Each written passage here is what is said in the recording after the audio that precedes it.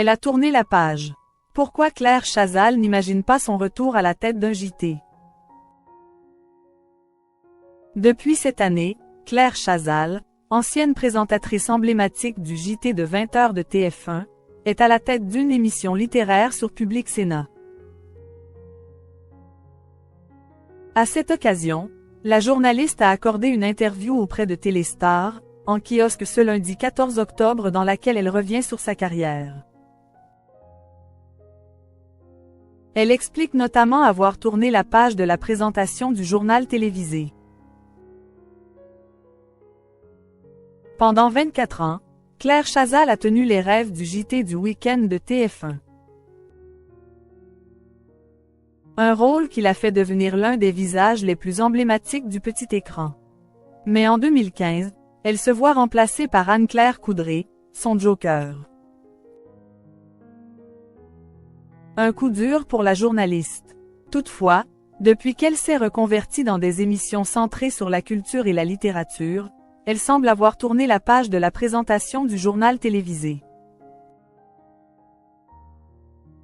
Après avoir animé Entrée libre, Passage des arts, Le Grand Échiquier sur France Télévisions, Claire Chazal a succédé, cette année, à Guillaume Durand, à la présentation de l'émission Au bonheur des livres, sur Public Sénat. Et, elle est ravie.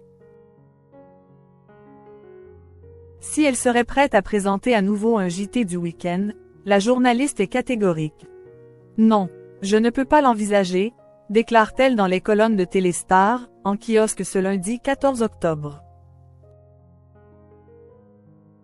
Avant de poursuivre, déjà parce que ça fait 10 ans que j'ai quitté cette fonction. Et puis franchement, je ne vois pas quelqu'un m'appeler pour présenter un 20h. Les présentateurs sont là et bien là, et ils font très bien leur travail. Elle assure alors, j'ai vraiment tourné la page. Claire Chazal. Ses confidences concernant son éviction de TF1. Si le temps est passé et que Claire Chazal dit avoir tourné la page de la présentation du JT de TF1, lors de son passage sur le plateau de l'émission Quelle époque? Sur France 2, elle s'était confiée sur son éviction de 2015. Celui qui a motivé ça, ça ne passera jamais. Le responsable de ça, je ne l'oublierai jamais, révélait-elle, assurant que son départ soudain avait été décidé par une personne.